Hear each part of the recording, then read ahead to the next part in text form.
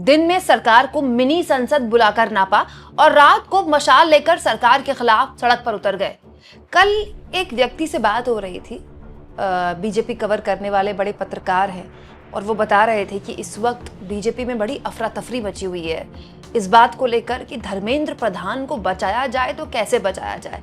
इसीलिए पार्टी ने उनको उनके भरोसे छोड़ दिया कि भाई अपना डिफेंड, अपना बचाव आप खुद ही कीजिए, पार्टी अब आपका बचाव नहीं करेगी। बड़ी अजीब बात है दोस्तों, एक ऐसे दौर की राजनीति में हम आ गए हैं कि जब मंत्री का इस्तीफा होना चाहिए, न केवल इस्तीफा बल्कि ऐसे लोगों पर कानूनी कार्रवाई होनी चाहिए जिन्होंने हमारे देश के शिक्षा तंत्र का बंटाधार कर दिया। उन लोगों के लिए कहा चला कि भाई पार्टी ने उनको किनारा कर दिया है, लेकिन ऐसा लगता नहीं कि विपक्ष इतनी इजीली उनको किनारा करने वाली है। दोस्तों, कल दो बड़े इंपॉर्टेंट घटनाक्रम हुए हैं। अमूमन इस तरह की चीज़ों पर ना खबरें कम बनती हैं, इसीलिए मुझे लगा स्पेशली मैं एक डेडिकेटेड वीडियो इस मामले में बनाऊं। दो बड़ी बातें हुई हैं। इनफैक्ट सड़क पर उतरना तो विपक्ष का काम है, अगर वो एक कर रहा है तो कोई बहुत बड़ी बात नहीं है। एक मैं आपको बता चुकी हूँ पहले भी दोस्तों, जो पार्लियामेंट की कमेटीज होती है ना, उनको मिनी पार्लियामेंट बोलते हैं, क्योंकि होता क्या है, पार्लियामेंट में तो जब भी संसद चलती है तो कैमरा ऑन होता है, तो जब नेताजी को पता होता है ना कि मैं लाइव देखा जा रहा हूँ, तो इसीलिए बहुत सी बातें चाहे सत्ता पक्ष हो या विपक्ष हो इसीलिए होती है क्योंकि सबको पता है, सब अपनी अपनी कॉन्स्टिट्यूएंसी को एड्रेस कर रहे होते हैं, राइट। लेकिन अलग अलग ना पार्लियामेंट की कमेटीज होती हैं, उसमें कई कमेटीज में विपक्ष के नेता उसको लीड भी करते हैं। ऐसी एक पार्लियामेंट कमेटी बुला ली गई कल। दरअसल हुआ क्या दोस्तों कि ये जो नीट का पेपर लीक है, इसको लेकर इतना बड़ा बवाल मचा हुआ है। खैर, बवाल तो सीबीएसई की आंसर शीट और नीट पेपर लीक दोनों को लेकर मचा हुआ है, लेकिन स्पेशली नीट वाले मामले को लेकर, क्योंकि पेपर भी लीक हो गया 2 बार, 24 में हुआ, फिर 26 में हो गया, अब 21 जून को फिर से रीनीट है, उसको लेकर भी एक चिंताएं हैं।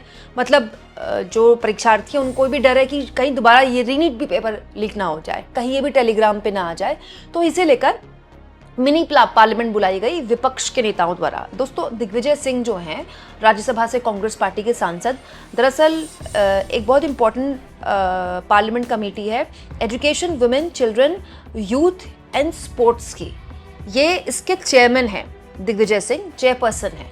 तो चेयरपर्सन के तौर पर दिग्विजय सिंह ने इस पूरे मसले को लेकर मीटिंग बुलाई। हालांकि दिग्विजय सिंह ने जब पार्लियामेंट की स्टैंडिंग कमेटी की मीटिंग बुलाई तो टीवी टुडे की इस खबर के मुताबिक कुछ बीजेपी के सांसद भी थे, उसमें होता है ना, सत्ता पक्ष के भी होते हैं, बीजेपी के भी होते हैं, इसीलिए इसको मिनी पार्लियामेंट कहा जाता है, कैमरा नहीं होता, इसीलिए विस्तार से कई मुद्दों पर चर्चा होती है। तो सुनने में आ रहा है कि कुछ बीजेपी के लोगों ने इस पर आपत्ति जाहिर की कि भाई जब सुप्रीम कोर्ट में सरकार ने कह दिया कि भाई खुद प्रधानमंत्री रीनीट के मामले को लेकर और स्पेशली ये जो जांच हो रही है नीट पेपर लीक के मामले को लेकर, प्रधानमंत्री की निगरानी में सब कुछ हो रहा है, पीएम इसकी निगरानी कर रहे हैं, तो फिर क्या औचित्य होता है इस वक्त मीटिंग बुलाने का। लेकिन दिग्विजय सिंह ने साफ तौर पर कहा कि भाई अब जब प्रधानमंत्री ने चार्ज ही ले लिया है तो हम ये उम्मीद करते हैं कि अब जो पेपर होगा वो पारदर्शी होगा, इसमें कोई दिक्कत वाली बात नहीं होगी, कोई लीक वीक नहीं होगा।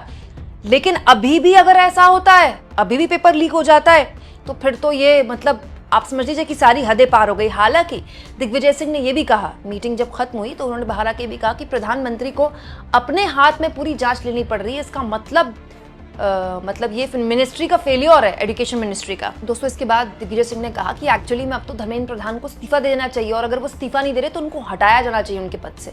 और ये बहुत गंभीर बात है दोस्तों, पहले नीट का हुआ मामला, फिर सीबीएसई का हुआ। अच्छा, सीबीएसई का जो ओएसएम वाला मामला है ना, शुरू में लगा कुछ टेक्निकल ग्लिच है, ये तो कुछ और ही मामला निकल कर आ रहा है भाई।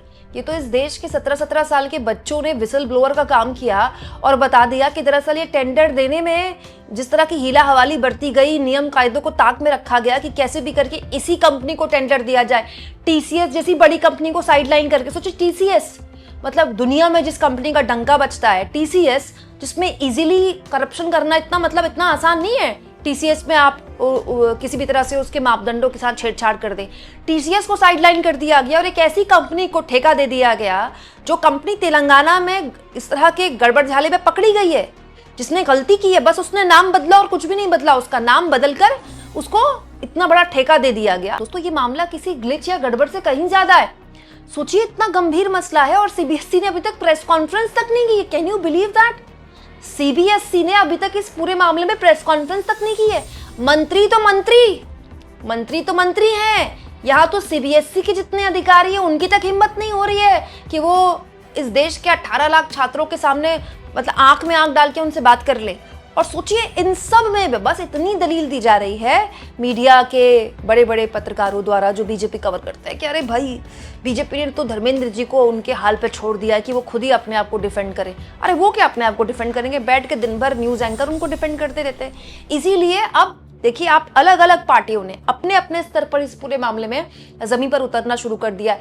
आप यूथ कांग्रेस को देखिए, पिछले कई वक्त से लगातार चाहे यूथ कांग्रेस हो चाहे एनएसयूआई हो, इस पूरे मामले में जमीन पर कहीं वाटर कैनन का इस्तेमाल उन पर किया गया, कभी वो बैरिकेडिंग चढ़ रहे हैं। इस बीच कल की तस्वीर भी देखने लायक है, अमूमन इस तरह की तस्वीरें कम देखने को मिलती हैं।